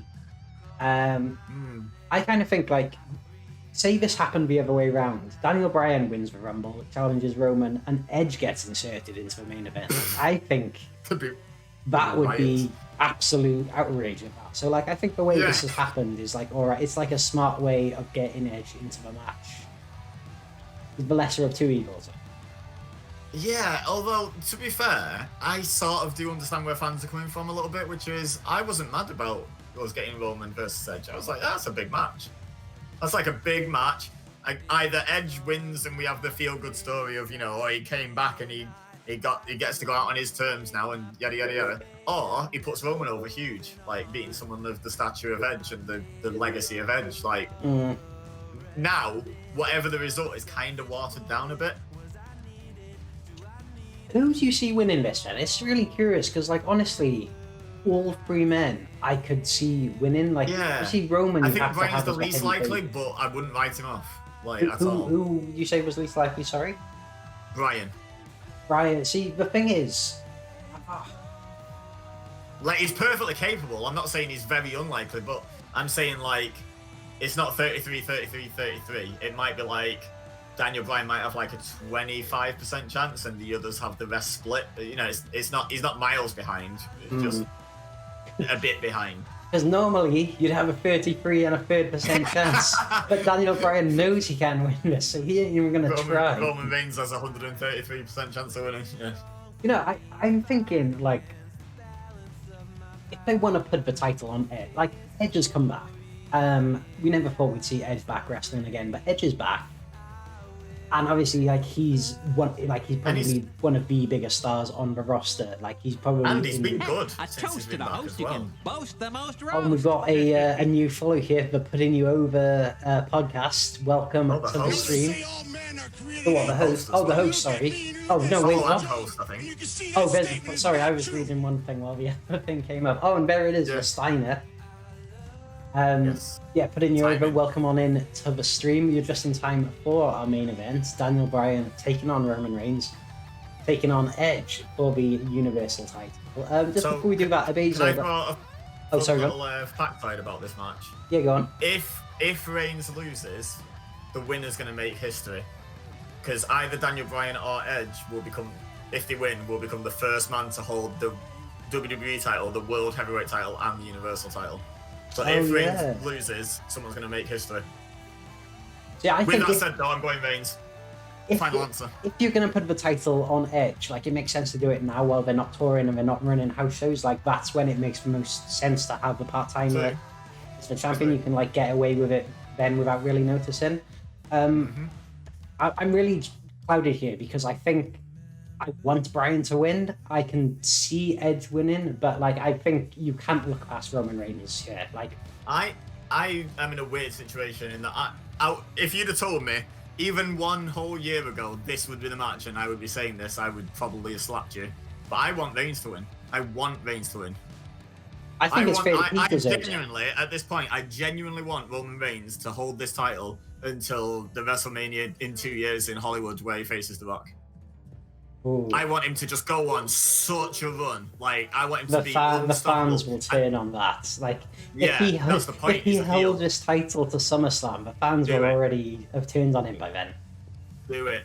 The fans haven't had a chance to turn on him yet. He turned heel during the pandemic. Let them cheer him for a bit because they're getting what they want. Then let them turn on him. Let them actually boo the heel.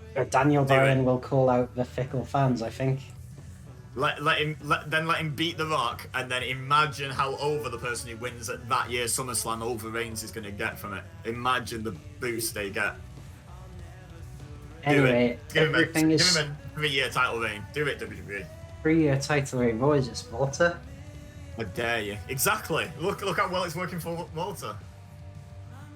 Anyway, we got everything set up. The main event of WrestleMania Night 2. Let's go. I love how in Fire Pro it always looks like a handicap match. I'm like, Edge's like, wait, I didn't sign up for this. What are you two over there? Well, I mean, that's the thing. Like, are we going to see some tactics between them? Are we going to see Bryan teaming with Edge? Oh, of course, there's no entrances from the threat match. I forgot about that.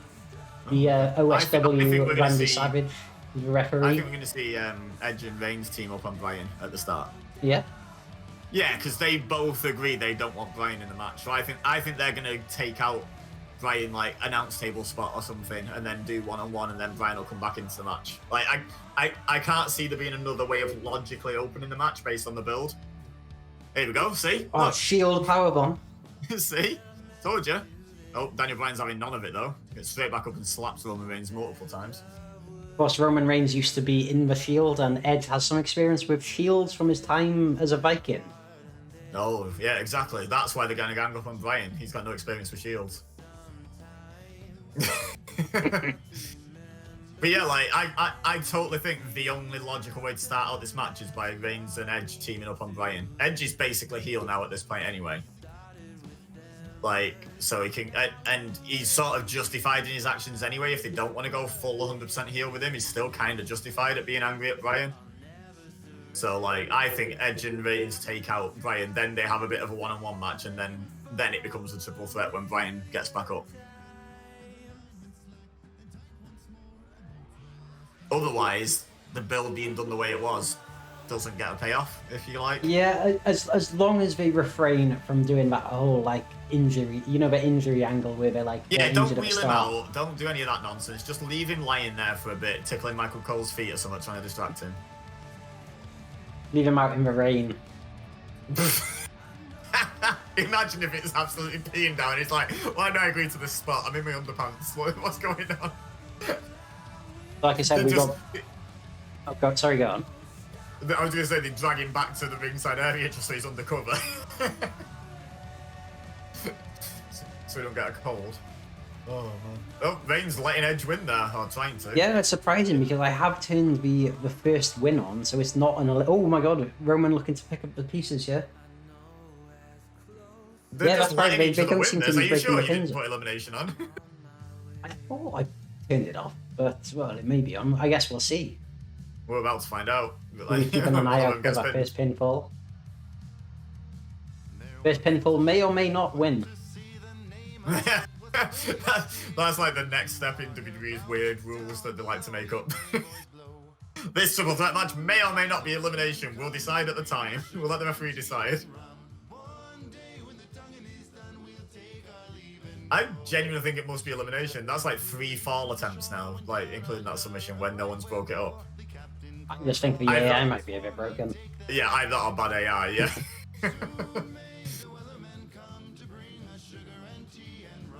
Oh, the what's this move called? The surfboard stretch, maybe? Is this not the bow and arrow lock? Yeah, possibly. Is the surfboard not the one where you're behind them and you lift them up above you? Like, yeah, that's right. You've got the legs, yeah. Similar, exactly the same hold, just your turn 90 degrees when underneath them. Well, that 90 degrees makes all the difference. When Charlotte Exactly. locks in the figure 8, that extra arch, adds all that extra pressure in. Takes all the pressure off the knee and makes it a more painful submission.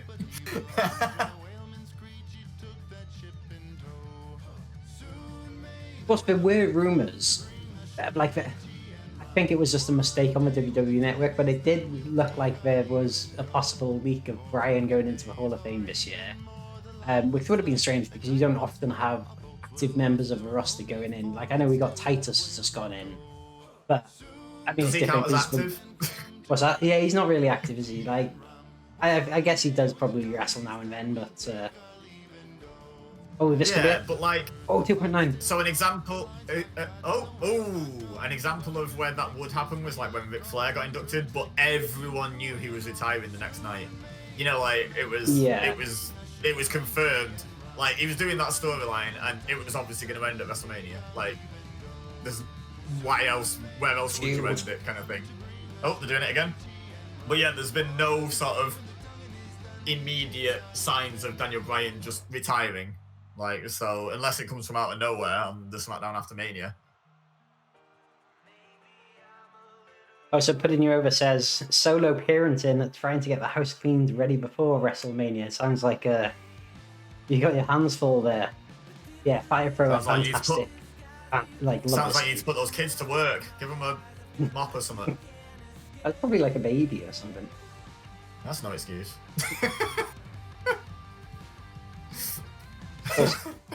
I was saying, I was talking about Hall of Fame. I think Edge is already in the Hall of Fame, but I think it's fair to say that both Roman and Bryan will be going in the Hall of Fame one day, without a doubt.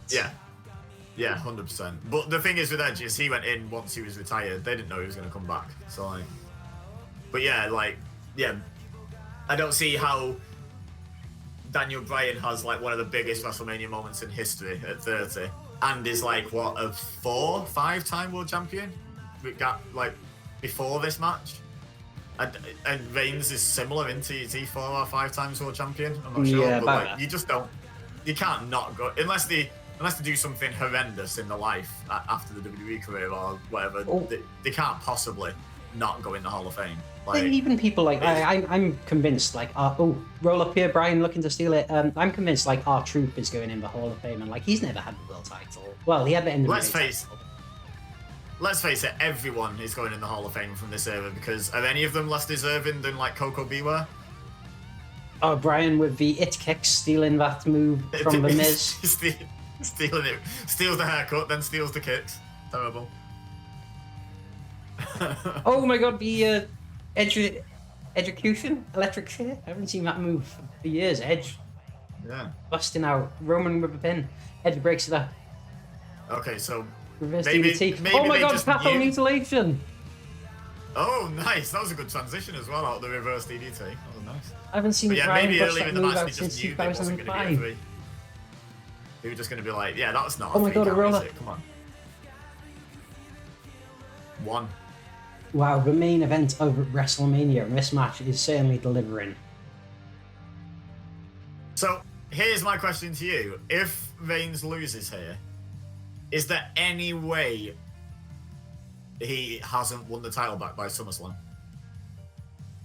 I feel like Reigns is the SmackDown champion for the foreseeable future. Whether he's holding the belt or not, he's going to be in that picture. So say if Edge wins, surely they have a longer program, and the end of the feud is Reigns winning the title back. If you look at what Roman's done so far, he's been wrestling. His rivalries have been going on for very long. He wrestled KO at back-to-back pay-per-views, maybe even 3 pay-per-views in a row. He wrestled Jey Uso for a while. He wrestled Bryan once, and he's wrestling Bryan again. He's very much in these long-term programs. So he could easily roll up here. He could easily hold it till SummerSlam. That would be maybe this carried on for another pay-per-view or 2, and then one other program. Yeah. Oh but my even god! if he loses here, I feel like he's getting the title back off whoever beats him. Oh. The boyhood dream has come true. Daniel Bryan, a miracle. A miracle on Bourbon Street. A miracle on Raymond James Street. I don't know where the stadium is, but Sure. Can he not just like hop on that pirate ship and float on over to New Orleans and celebrate there? but the But people. yeah, so as I was saying, Roman Reigns has a claim to a rematch here as well because he didn't even lose his title. Edge tapped out. Oh yeah, you got to think the tribal chief is going to be pretty pissed about that. He's definitely going to win his title back. He's not going to be a happy bunny. But yeah, no, huge upset. If Bryan, if this is what happens, like I'd certainly be happy. I don't, like we said, I don't think this is what's going to happen, but yeah. I'm in a fortunate position in going into this match. I can't picture a finish where I'll be annoyed at it. I think I'm totally neutral going into this. I think I just, in my opinion, I think Reigns should win, but I won't be angry if Edge or Bryan win. I'd just be like happy no matter who wins it. I think it's just a win-win kind of situation, or win-win-win. So yeah, I'll be perfectly happy with Bryan. yeah, or a lose if the wrestling fans. Yeah, the wrestling fans will turn on it no matter what. Yeah, 20 minutes and 3 seconds would be the yes lock, I think. Right? Yep. Or the what was the name he gave it before he had the yes gimmick? Labelle lock, was it? But no. No. Was it the Labelle lock and then it was the yes lock, then it was Yes, the no lock, yeah, then it was the three bags full lock, and then it was you're not the boss of me now lock. So yeah, that has been WrestleMania Night 2 simulated in full on FirePro. So just want to say a huge thanks to everyone that's joined in on the chat, to everyone that's popped in today. We had new followers putting you over. We had a new follower before the stream, Gedzilla Gaming even. Oh, Ged followed, nice. He's one of your friends, is he? Yeah, I know Ged. And oh yeah, we got the gift subs as well. Love Wrestling coming in and being incredibly generous, gifting the subs and dropping the bits. Yeah, no, I know we've already been through this. Like I'm kind of speechless, like taken aback, don't know what to say. But and yeah, so WrestleMania Night 2 tonight. Then I'm looking forward. Are you looking forward? I'm about to head on to an online bookies and put my predictions on based on what FirePro accurately predicted for tonight. I would not recommend it. Rolling in the dough tomorrow. It's so weird that in the UK you can bet on wrestling. Like, right. I was thinking, I'm just going to run this by you live on a stream because why not? I have this idea and every year I forget to start it up. But I want to do a whole year where I do predictions, but I also look at the booking odds the day before the pay-per-view and I sort of keep track of if I put a bet on each match, how I think it's going to go. Would I win or lose money over the course of a year? Because I'm genuinely curious. So I, like, not officially kept track of this, but I have looked into this for bookie odds. Basically spoilers, like, so just avoid them. But there was once, I think it was WrestleMania 35, the one with Zack Ryder won the IC title. Everything was off then, like, everything was really heavily in favor of like one thing, and then like the other thing happened in like every single match. Right. So you'd have made a ton of money if you'd have predicted it all. Yeah, but the thing is, like someone like Zack Ryder winning the IC title, like no one would have predicted it, or like it was so. Yeah. It was so crazy.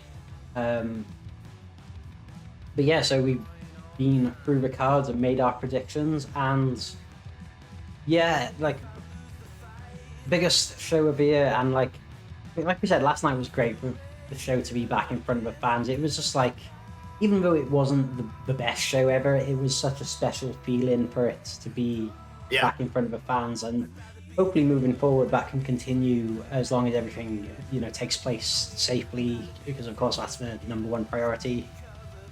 Yeah, I feel like night one was quite akin to how I feel about WrestleMania 31. I feel like a lot of people don't rate it super highly. There's a couple of moments that people remember, but overall as a show, they didn't love it. But I was there, and it was special to be there. Like, do you know what I mean? And And I think people who were at this WrestleMania are going to look back on it really fondly, like really fondly. But I think people watching at home are just going to be like, yeah, it was an alright one. Wasn't great, but it was alright. But if we're talking about then, we just take a couple of minutes then before we wrap up, because you said you were talking about like what you think the best Mania is. What do you think the best WrestleMania is? 30. But I'm so biased because I was there and it was my first Mania. But I just loved 30, start to finish. And in fact, I would probably say there was more moments at 31 that made me like jump out my seat. But just the overall experience of 30, because it was in New Orleans, so I was in New Orleans, you know, like and like being there for the streak ending and being there for Bryan's moment and being part of the crowd that chanted at him for like 15 minutes and didn't let him speak on Raw the next night, you know, and all that, just that whole experience was just amazing. Like, you know, I don't think I can top that. In terms of one I wasn't at, so trying to be a bit more impartial, just like experience on TV. The standard answer is 17, isn't it? Like everyone loves 17. I like that would be my answer, and I'd have it's hard to top 17, honestly. Put like a disclaimer to say, you know, like I know everyone says 17. That's like the thing people say. Like it is a bit of a meme. Like they're like, yeah, Mania 17 is the best. But like it really is though. Like I watched it really again last week, and I'm just like every match from here is a banger. Like it is just amazing. And it's weird because even like 16... ones that don't get enough love. I did a little Twitter thread recently. I started with 22, and Josh, our friend Josh Robinson, he mentioned 21. That's meaning 21's a proper sleeper. It's a really good 21 was when Batista and Cena both won the first. Yeah. Sorry. But you should see the other stuff on the card. It was a really good Mania. Like, it was a really good Mania. Yeah. Recommend if you want to watch a Mania that you might not remember everything about before you watch tonight's show, I would thoroughly recommend 21. It's a sleeper. But if you were 22 though, it had started with Kane and the Big Show, wasn't it? It was that one. Kane and the Big Show against Carlito and Chris Masters. Wasn't that the opener? Yeah, which wasn't a great start, but it gets better. That did have some memories. It's the birth of the anti-Cena movement. Well, not the birth, but like the first, the thing that sticks with me from WrestleMania 22, and I've watched that show quite a lot because I used to have it on DVD, so maybe I'm biased. But the thing that stuck with me was like uber heel Triple H, uber babyface John Cena, and the bell rang and they stood there looking at each other and the fans started chanting "F you Cena," and Triple H just like basically burst out laughing. It was such a good moment because like you could tell Cena was just like, what is going on? Like, and Triple H was just chuckling like, I guess I'm the good guy. I guess I'll fight babyface. Another match from that card, Mania 22, Edge and Mick Foley. That was I saw a little documentary about that before Mania last night. That was very good, and what a match that was as well. Yeah. Probably like I'd say excellent hardcore match. One of the best hardcore matches of all time. Would it be fair to say, I know he'd already won the world title at this point, but he cashed in the Money in the Bank on Cena after he'd gone through the elimination chamber. I say that was the match that made Edge. Like, that was the match 100%. That made him, like, the major star that he is. Yeah, 100%. Like, so he beat Cena with, like you say, a cash-in after an elimination chamber, then he lost the title clean 3 weeks later, and, like... Yeah, without that Mick Foley feud and that match at Mania, that could have been the end of Edge in the world title picture. Like, honestly, that could have been like, well, we tried that experiment. It went okay, I guess, but we don't need to go back there. But then Mick Foley absolutely made the man. Absolutely. If you had to go through every wrestler and be like, right, you have to accredit one person with making them, then Edge's is Mick Foley. 100%. Well, everyone's is Mick Foley. You know, Triple H's, I'd say Mick Foley. Randy Orton, Edge. Like, The Rock, even, you could make that argument. The Rock, yeah. Mick Foley, what a great guy. Yeah. Oh, we were talking about stand-up guys in wrestling before. Oh, we were, yeah. Mick Foley, how did he not come out of our faces? Like, what a guy. What a guy Mick Foley seems to be.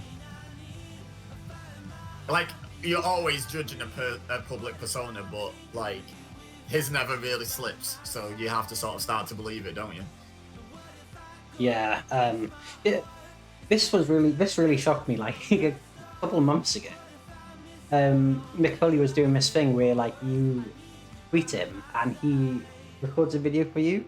And I did it. I was like, oh, like nothing will come with it. And then like a few hours later, I just got a DM from Mick Foley where he just like recorded. It was like a cameo. He just like recorded a video, just like sending me a message. And I was just like, this is the nicest thing ever. What a guy. Have you seen, speaking of cameo, before Vince McMahon shut it all down because he's a horrible man. Sorry, allegedly. There you go, legally covered now. The Big E one where someone wanted to do their gender reveal, I think it was, for their kid, and they got Big E to do it on Cameo. Oh, that's awesome. No, I haven't seen that. It was so good. He put so much in. It was like, you know, like you pay and you expect like a 30-second video, don't you? You're like, okay, yeah, you know, this wrestler's going to do me a shout out. Awesome. And no, it was like 7 minutes long. This big cameo that he did for these people. And it was just amazing. You could tell he was just so into it. It was just like, what a guy. Again, seems like a great dude. So yeah, I think we should probably wrap up then. We've been through the card, we've done our predictions, we're hyped for the show. So yeah, once again, thank you to the new followers. Thank you again to Love Wrestling for dropping the subs and the bits. You absolute heroes. If anyone's watching this in the stream or on demand later on, you can go check out lovewrestling.ca. Great bunch of great community of talented people putting together like all kinds of written content, spoken podcast, video, like live streams, live interviews with wrestlers, live like reactions straight after the show, live predictions before the show. I don't understand like how they're able to put out like as much content as they do consistently at such a high quality, but great people as well. Like do it now, because at some point in like a couple of years you're going to be able to be like, I was there when they weren't even affiliate yet, because they're going to be known, they're going to be big, you know. Yeah, that's the thing. They only started like the 1st of January, and like they've already grown like as big as they have, and things are only going up. So you want to be able to do your hipster thing in a few years and be like, oh yeah, I knew them before they were cool. Like, get yourself on that hype scene now. I'd be like, I knew Spencer back from when he was the Win Column Sports Network, before Love Wrestling even existed.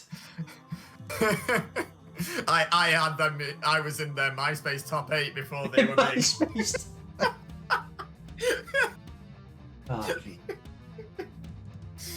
Oh, yeah, go and check them out. Do it.